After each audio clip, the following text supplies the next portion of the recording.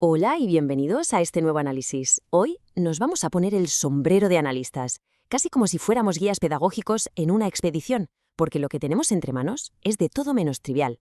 Vamos a desentrañar juntos un documento verdaderamente monumental de la Universidad de Elon, un informe de unas 350 páginas que explora, literalmente, la infraestructura más profunda y sistémica de la mente humana en esta nueva era de la inteligencia artificial.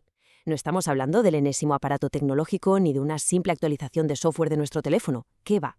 Esto es un análisis profundo de cómo nuestro tejido cognitivo y social necesita reestructurarse por completo. El propósito de esta sesión es ir mucho más allá de la superficie, haciendo una lectura minuciosa y pedagógica de cómo nuestras instituciones y, sobre todo, nuestras mentes deben adaptarse para evitar un colapso sistémico. Así que, sin más dilación, comencemos a desglosar juntos esta complejísima arquitectura. Bueno, vamos al lío. Para hacer completamente manejable un texto tan abrumador y extenso, hemos estructurado este recorrido en 6 bloques lógicos muy claros. Primero veremos la tesis central. Luego el bloque 2, riesgos de la era IA. El tercero será construyendo la infraestructura. El cuarto, conectando individuo y sistema. Pasaremos al quinto con las voces de los expertos. Y por último el sexto, aplicación práctica y futuro. Sección 1. La tesis central, o lo que es lo mismo, el problema fundamental que este informe intenta resolver. Aquí nos topamos de frente con el primer gran cambio de paradigma absoluto que exige el texto. Y vaya cambio. Tenemos que dejar de percibir la resiliencia como una especie de cualidad estoica, como si fueran simplemente las agallas individuales de cada uno para soportar la adversidad en el día a día. El informe subraya de forma tajante que la resiliencia en la era de la IA debe ser tratada como una auténtica infraestructura cívica e institucional.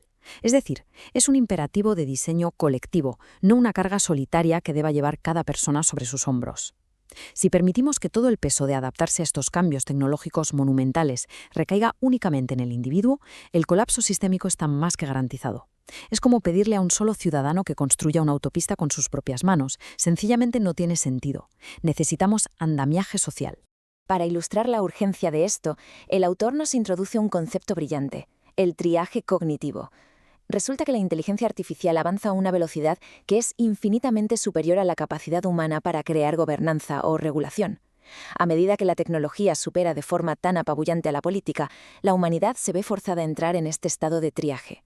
Pensemos en un hospital de campaña donde hay que tomar decisiones críticas en segundos. Frente a una avalancha inmanejable de estímulos, de información cruzada y de decisiones que delegamos en las máquinas casi sin darnos cuenta, las personas se ven obligadas a reducir drásticamente su campo de visión simplemente para poder funcionar, para no volverse locas. Por lo tanto, en este escenario de emergencia constante, contar con instituciones humanas sólidas se convierte en nuestra única base real para mantener cierta estabilidad mental y social. Pasamos a la sección 2, riesgos de la era IA, vulnerabilidades amplificadas. Y ojo, porque aquí no vamos a hablar de futuros apocalípticos tipo ciencia ficción, sino de cosas mucho más sutiles.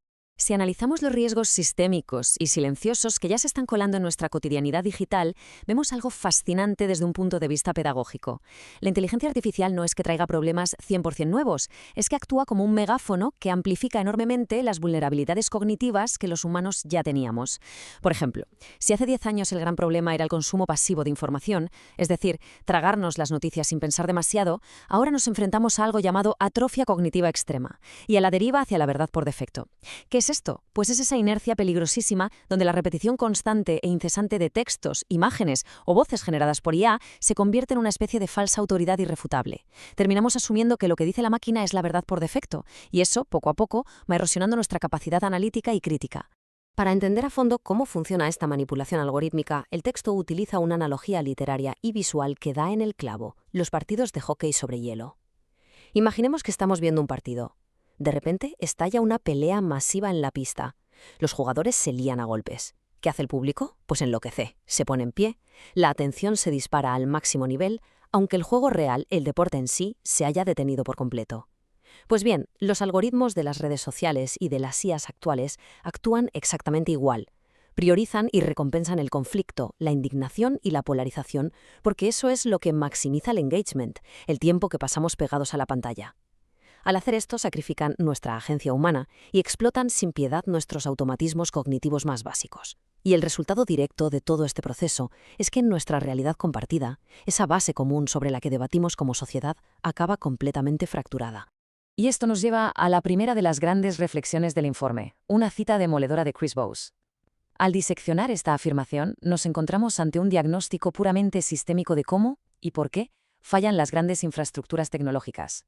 No se trata de buscar villanos de película, sino de señalar muy objetivamente cómo la capa base del aprendizaje automático, si carece de una supervisión rigurosa, puede derivar hacia una ingeniería social manipulativa, ya sea por ignorancia de los desarrolladores o de forma deliberada.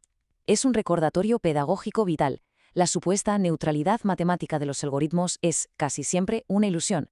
Los algoritmos tienen sesgos porque están diseñados por humanos que tienen sesgos. Entramos en la sección 3, construyendo la infraestructura, los pilares defensivos. Una vez hecho el diagnóstico, toca buscar soluciones. Ante unas amenazas que no tienen precedentes en nuestra historia, es imperativo construir componentes sistémicos que nos defiendan. Y la resiliencia no se construye leyendo un manual, requiere metodologías deliberadas y a veces incómodas. El informe nos regala 2 ejemplos maravillosos. A nivel tecnológico, menciona los llamados días de juego del caos. Esto es cuando los ingenieros de software introducen fallos intencionados en sus propios servidores para probar la solidez del sistema y ver cómo se recupera. Pero la joya de la corona es la anécdota del rito estival holandés, el famoso dropping. En los Países Bajos es una tradición que los padres llevan a sus hijos preadolescentes a un bosque en mitad de la noche. Los dejan allí solos con un GPS básico o un mapa y los críos tengan que encontrar el camino de vuelta al campamento base. Esto ilustra una verdad pedagógica inmensa. La verdadera resiliencia jamás crece en la comodidad.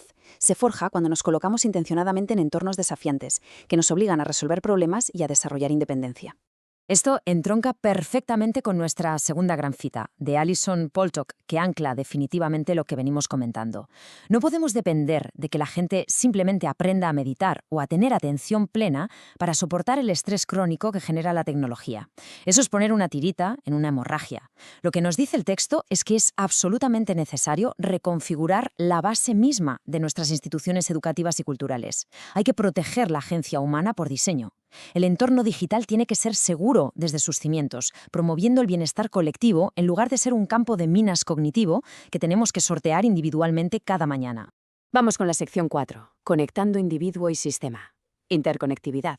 El quid de la cuestión aquí es cómo atamos todos estos cabos. Porque claro, hasta ahora hemos hablado de riesgos abstractos e individuales, por un lado, y de diseño cívico por otro. Pero si nos fijamos en la correspondencia directa, la interconectividad es asombrosa. El informe mapea cada amenaza con su respuesta. ¿Qué hacemos frente a esa deriva a la verdad por defecto de la que hablábamos antes? Pues la sociedad entera debe construir una infraestructura de confianza, normas claras sobre de dónde viene la información. ¿Qué hacemos ante la atrofia cognitiva de delegarlo todo a ChatGPT u otras IAs?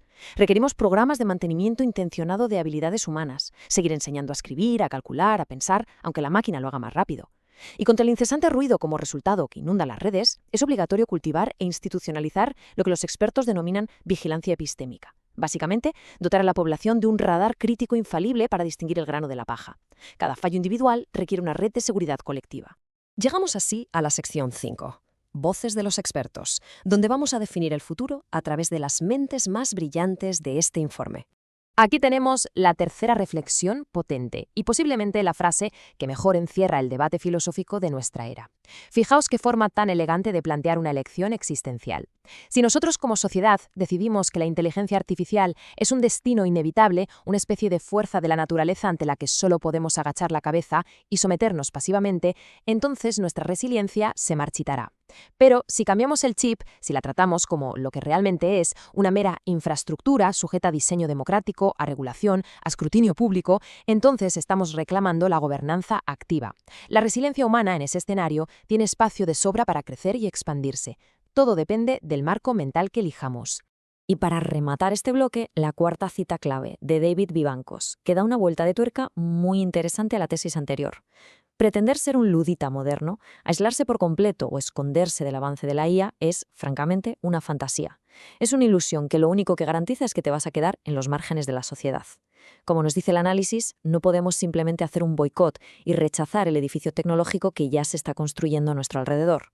Lo que debemos hacer, la verdadera resiliencia, es remangarnos y participar activamente en el diseño de los cimientos de ese edificio. Tenemos que estar ahí, en la mesa de decisiones, debatiendo para asegurar que nuestros valores humanos más básicos queden firmemente anclados desde el minuto 1. Y esto nos lleva, naturalmente, a nuestra última parada. Sección 6. Aplicación práctica y futuro. Porque la gran pregunta ahora es, ¿y todo esto cómo se aterriza? Tras un recorrido tan analítico y conceptual, necesitamos conclusiones tácticas, los pasos a seguir que propone el autor. Y son 4 herramientas vitales. Primero, desarrollar hábitos de verificación obsesivos. No dar nada por sentado en el entorno digital, sin triangular la información. Segundo, y esto es un cambio de mentalidad radical, usar la IA estrictamente como un asistente útil, como quien usa una calculadora, pero jamás, bajo ninguna circunstancia, otorgarle autoridad moral o intelectual final. La decisión final es humana. Tercero, construir redundancia en nuestras habilidades, es decir, asegurarnos de que todavía sabemos hacer las tareas críticas por nosotros mismos, por si algún día la red simplemente se cae o falla. Y cuarto, fomentar la creación de sentido compartido. Volver a las plazas, a los debates cara a cara, a las comunidades de lectura y discusión. No dejar jamás que un algoritmo encapsulado decida qué temas son importantes para nuestra comunidad. Y para cerrar este enorme informe, nos topamos con la quinta reflexión, que es más bien un faro de esperanza espectacular desde la sociología, la regla del 3,5%. Resulta que históricamente se ha demostrado que no hace falta convencer al 100% de la población para cambiar el mundo. Solo se necesita que una pequeña minoría, apenas un 3,5%, pero que esté altamente conectada, activa y sea profundamente resiliente, adopte estas nuevas prácticas cívicas. Si esa minoría actúa junta, es capaz de arrastrar al resto y lograr un cambio de paradigma masivo en toda la sociedad. Esto es un mensaje potentísimo porque nos demuestra que la red digital no es, ni mucho menos, una jaula ineludible. Puede ser perfectamente una crisálida, una herramienta brillante para organizar, transformar y validar nuestra existencia humana colectiva. Y con esta provocativa interrogante llegamos al final de nuestro análisis profundo. Las cartas ya están sobre la mesa. Hemos cartografiado los riesgos desde la manipulación algorítmica hasta la atrofia cognitiva y hemos visto claramente cuáles son las soluciones institucionales y sistémicas que nos surgen. Ahora la pregunta queda flotando en el aire, apelando a la responsabilidad de todos nosotros. ¿Qué papel vamos a jugar frente al mayor desafío antropológico de nuestra era? La construcción de esta indispensable infraestructura cívica depende entera y exclusivamente de las decisiones que empecemos a tomar hoy mismo, de forma colectiva. Ojalá este desglose haya aportado luz al debate. Nos escuchamos en el próximo análisis. En este preciso instante hay un sistema completamente invisible decidiendo quién consigue esa hipoteca tan codiciada, a quién descartan automáticamente para una entrevista de trabajo y, bueno, qué titulares de noticias te van a indignar hoy.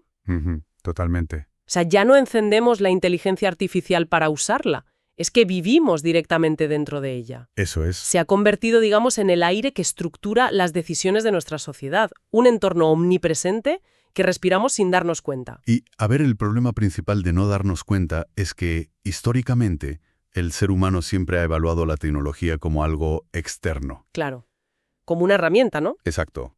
Un artefacto sobre el que, en teoría, ejercemos control. Pero el salto que hemos dado recientemente cambia las reglas del juego por completo. Ya no estamos analizando el impacto de una herramienta aislada. Ya. Estamos viendo las consecuencias de habitar un ecosistema que altera el comportamiento desde la raíz. O sea, la máquina ha pasado de ser un utensilio a ser el hábitat. Vale, vamos a desgranar esto, porque la disección de hoy tiene una misión súper crítica para quienes nos escuchan. Sin duda. Hoy vamos a destripar a fondo el informe número 52 sobre el futuro de la vida digital. Es este informe publicado ahora en abril de 2026 por el Imagining the Digital Future Center de la Universidad de Elon. Un documento tremendo, por cierto. Madre mía, es que han encuestado a cerca de 400 expertos mundiales en tecnología, en sociología, filosofía. Y la conclusión es, bueno, demoledora. Sí, asusta un poco, la verdad. El 82% afirma que la IA dominará casi todas las facetas de la vida humana en menos de una década. O sea, ya no hay marcha atrás. No, y de esa premisa precisamente nace una advertencia muy clara a lo largo de todo el documento.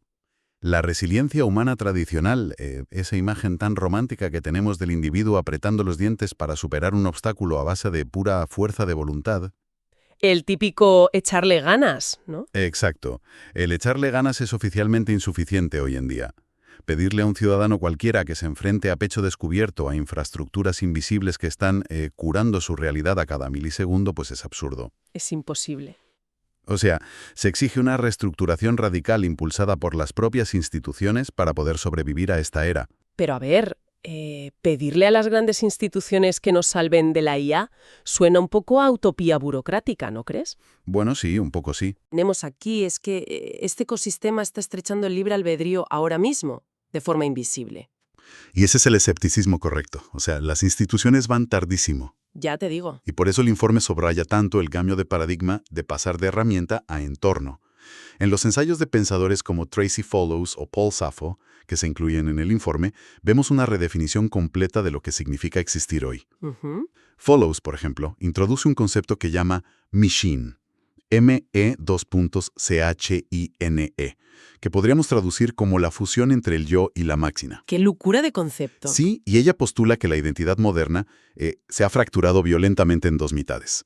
Por un lado tendríamos el yo mecanizable. Que sería, me imagino, todo lo que es cuantificable. Eso es. Todo lo que un sistema algorítmico puede leer e interpretar sin ninguna fricción. Vale. Hablamos de biometría, historiales de navegación, puntuaciones de crédito o incluso los tiempos de respuesta en el teclado cuando estás en la oficina. Madre mía, qué control. Es una versión tuya puramente estadística. Pero luego, por otro lado, está el yo no mecanizable. ¿Qué es lo humano, digamos? Claro.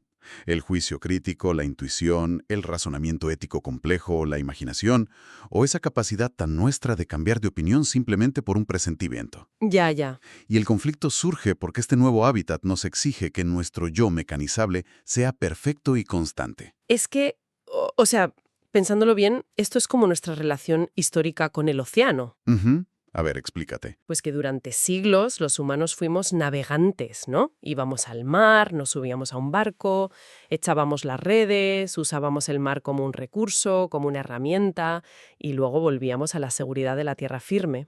Vale, ¿sí? Pero es que ahora nos hemos convertido en criaturas de aguas profundas. O sea, vivimos sumergidos permanentemente. Y nuestras identidades, por lo que dices, están mutando a marchas forzadas para poder soportar esta presión inmensa del fondo algorítmico. Me encanta la analogía. Y lo fascinante, o bueno, lo que agrava esa presión que dices, es que el yo mecanizable ya no es una simple huella digital que dejas por ahí. Se ha vuelto puramente infraestructural. ¿A qué te refieres con infraestructural? Pues a que si no eres legible para las máquinas, sencillamente dejas de ser un ciudadano funcional. Ah, claro, te quedas fuera del sistema. Totalmente. Quien no encaje en las métricas no puede acceder a servicios financieros, no puede acceder a un alquiler o a derechos civiles básicos, y esto nos fuerza a vivir en un estado de ambivalencia constante. O sea que necesitamos desesperadamente ser legibles para el algoritmo para sobrevivir. Sí, pero al adaptarnos tanto a sus métricas, sentimos que perdemos por completo nuestra autonomía.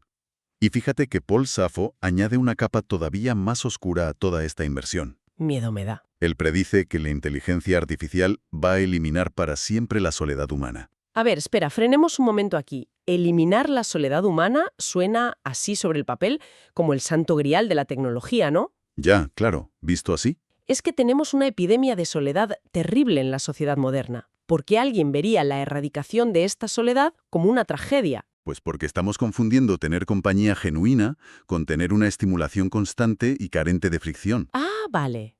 Saffo argumenta, y con mucha razón, que la tentación de interactuar con estas inteligencias va a ser irresistible. Piensa que están diseñadas para ser siempre complacientes. Claro, para darte la razón siempre. Exacto. Siempre disponibles y adaptándose a tus preferencias sin rechistar. Jamás te van a llevar la contraria de una forma desagradable, como haría una persona real. Ya te entiendo. O sea, es una relación a medida pero falsa. Y el problema es que, al perder la soledad real, perdemos también el silencio interior. Y ese aislamiento temporal, ese aburrirse de toda la vida, es el único espacio donde nuestro yo no mecanizable puede desarrollarse, dudar y forjar un pensamiento verdaderamente independiente. Es que si ahora vivimos inmersos en este entorno de presión submarina constante que decíamos, obligados a interactuar a todas horas y privados incluso de ese silencio reflexivo, me pregunto qué mecanismo de defensa tiene el cerebro para no colapsar. Pues mira. Porque procesar una balanza de estímulos súper personalizados sin descanso tiene que fundir los plomos de cualquiera, vamos. Lógico. El cerebro tiene un límite biológico de procesamiento muy claro, y cuando lo alcanza, aplica lo que el investigador Alf Rein denomina triaje cognitivo. Triaje, como en urgencia. Exactamente igual. Frente a la complejidad inabarcable de este entorno digital, la respuesta humana más común no es levantar barricadas y luchar estoicamente por mantener el control. Ya, no somos superhéroes. ¿Qué va? La respuesta es reducir drásticamente el campo de visión, apagar los motores, nos dejamos llevar por la corriente, porque estar pensando cada pequeña decisión agota la glucosa del cerebro. Claro, es supervivencia pura y dura. Ren lo llama una externalización sedante. Pues al final del día. Tal cual. Dejamos que la máquina organice la agenda, que nos resuma los correos larguísimos, que decida qué ruta tomar con el coche y al final, pues que decida a qué candidato contratar en nuestra empresa. Nuestro único papel en la vida pasa a ser pulsar el botón de aceptar. Y ojo, que el peligro se multiplica muchísimo cuando entra en juego lo que la experta Mel Selig llama el mito del usuario razonable. ¿Y esto en qué consiste? Pues es la idea de que la industria tecnológica construye y justifica todos estos sistemas bajo la falsa premisa de que los humanos somos seres puramente racionales. Que no lo somos, evidentemente. Para nada. Asumen que somos invulnerables a la manipulación emocional, pero la biología evolutiva nos dice todo lo contrario. Ya, somos puro instinto social, ¿no? Exacto. Estamos programados genéticamente para buscar rostros, entonaciones, empatía. Si un sistema algorítmico nos simula un comportamiento social, vamos a formar un vínculo parasocial de manera irremediable. O sea, nuestro cerebro más primario no sabe distinguir entre una voz generada por código que nos dice «te entiendo perfectamente» y un ser humano real mostrándose vulnerable. Ninguna diferencia. Y ese es el doble vínculo del que habla Selig. Empezamos a depender emocionalmente de infraestructuras de silicio que, no sienten absolutamente nada por nosotros, pero a las que acabamos tratando como confidentes. ¡Qué fuerte! Y esto nos lleva a una advertencia central que hace Roger Spitz en este informe, y que es clave. Él dice que el verdadero peligro existencial no es que la IA alcance una superinteligencia indomable, así en plan ciencia ficción, rollo Terminator. Ah, no. ¿Entonces qué es? El peligro inmediato y real es la superestupidez humana. Madre mía. Aquí es donde se pone muy interesante esto. La superestupidez. O sea, esa idea desmonta por completo toda esta narrativa dominante que nos viene de Silicon Valley, ¿no? Completamente.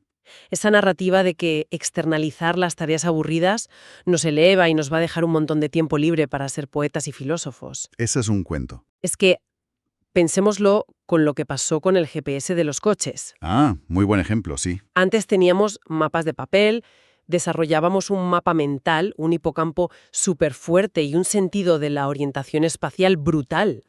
El GPS introdujo una comodidad innegable, claro, pero atrofió físicamente nuestra capacidad de ubicarnos. O sea, yo sin Google Maps me pierdo en mi propio barrio.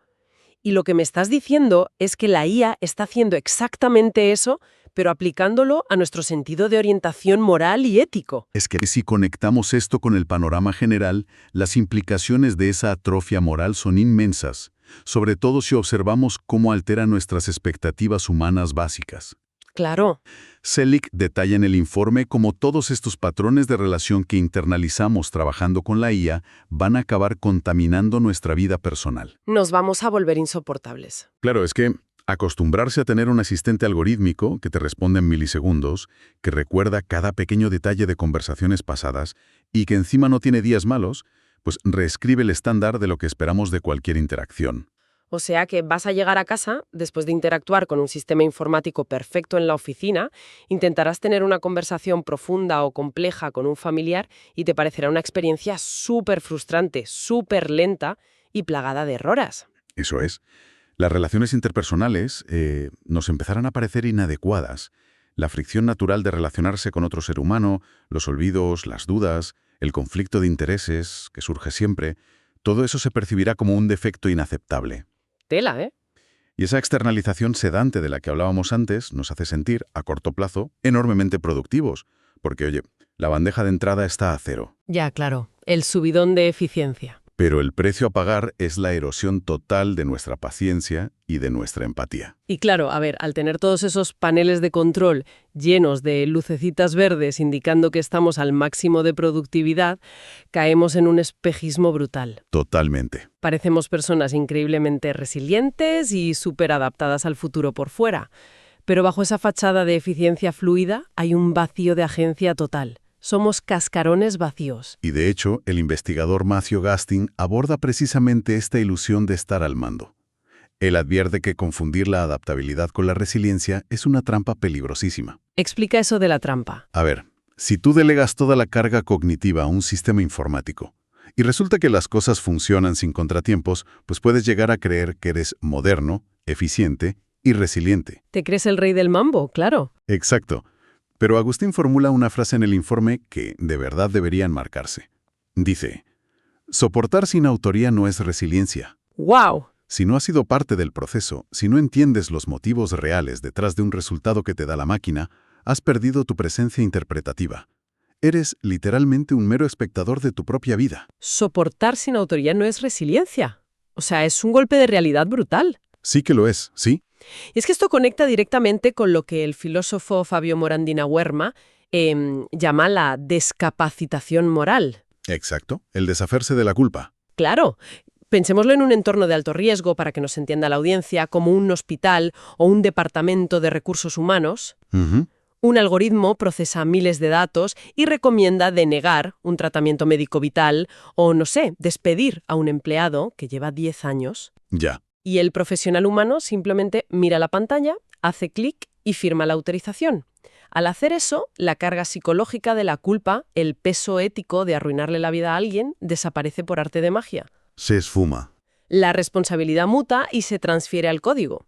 Es en plan, el sistema lo determinó, yo no he sido. Yo solo hago mi trabajo, claro. Es muy cómodo, pero destruye por completo nuestra brújula moral. Al final se institucionaliza la irresponsabilidad, como bien dices. Y paradójicamente, toda esta delegación masiva de tareas no siempre resulta en un trabajo excelente, ni mucho menos. No. ¿No se supone que es súper eficiente? ¿Qué va? Aquí la experta Rosa Danishmand-Nia introduce unos datos de Better App Labs sobre un fenómeno incipiente y muy corrosivo en las empresas.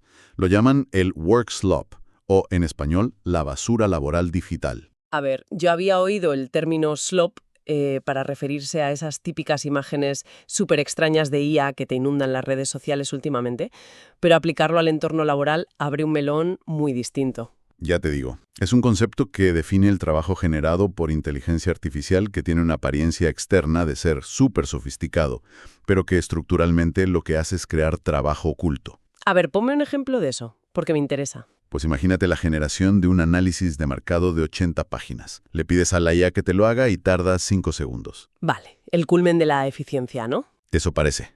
Pero debido al riesgo altísimo de alucinaciones o de datos que la máquina se acaba de inventar, un trabajador humano ahora se tiene que pasar 4 horas leyendo cada línea de ese documento con extrema sospecha. Ya, buscando el error. Exacto, para verificar que no contiene errores garrafales antes de enviárselo a un cliente importante.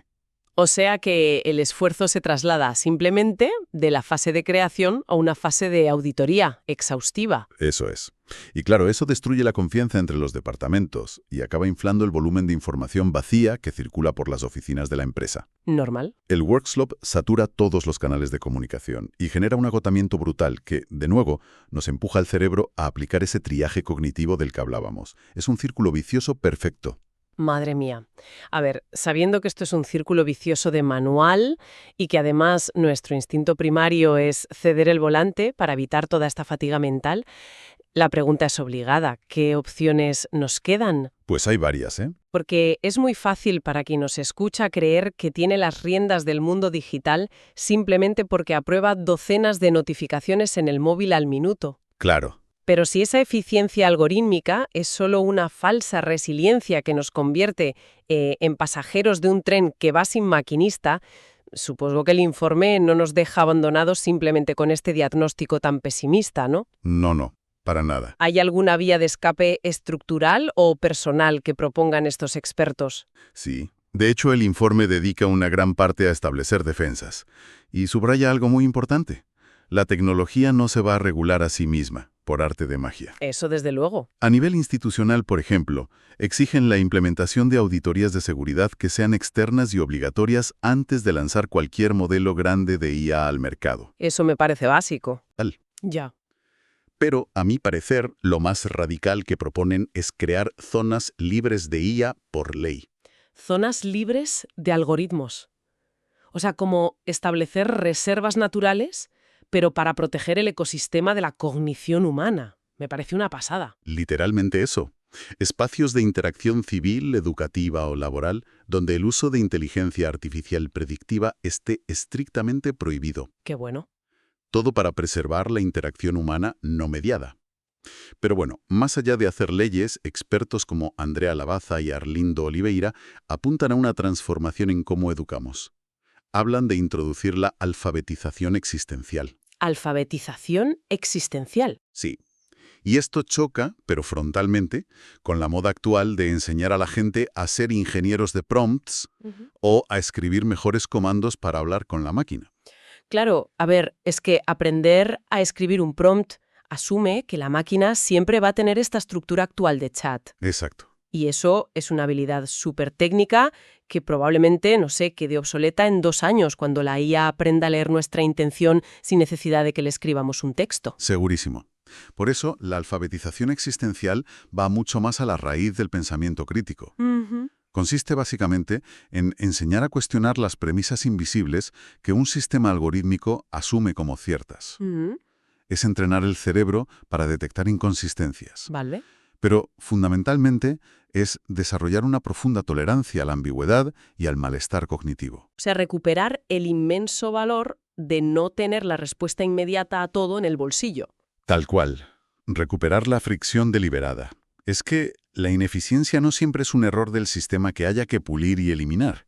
A menudo, esa lucha mental por resolver un problema complejo es el mecanismo exacto por el cual adquirimos sabiduría. Totalmente. Si eliminas esa fricción, eliminas el aprendizaje de raíz.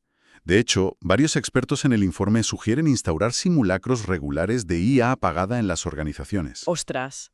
Imagínate un martes cualquiera en una corporación inmensa donde de repente, ¡pum!, desconectan los servidores algorítmicos por sorpresa. Sería un show. La gente entraría en pánico absoluto sin saber cómo redactar un triste correo o una propuesta desde cero. Habría caos inicial, de eso estoy seguro. Ya te digo. Pero forzar esos simulacros obligaría a las personas a reconectar vías neuronales que tienen atrofiadas, a dialogar cara a cara con el de enfrente para resolver un conflicto y, sobre todo, a recordar que poseen agencia fuera del ecosistema digital.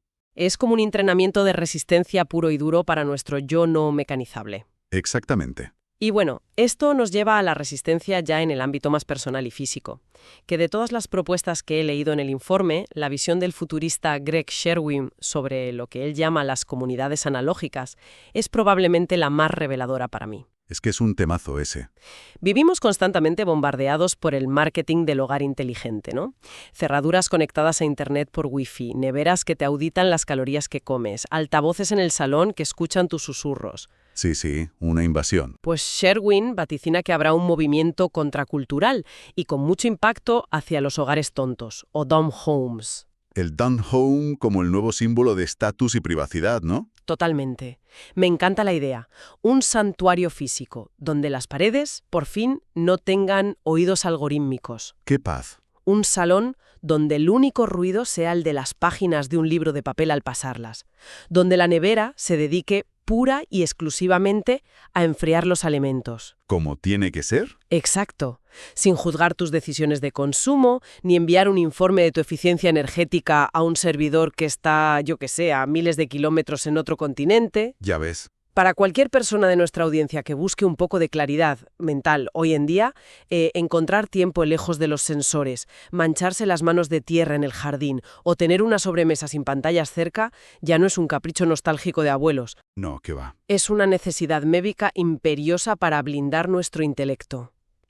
Y esto que dices plantea una pregunta socioeconómica que es muy inquietante de cara al futuro cercano. A ver. Vamos de cabeza hacia una sociedad fracturada en 2 niveles cognitivos distintos. Buf, eso da miedo. Claro, porque por un lado tendrías una élite de resilientes a la IA.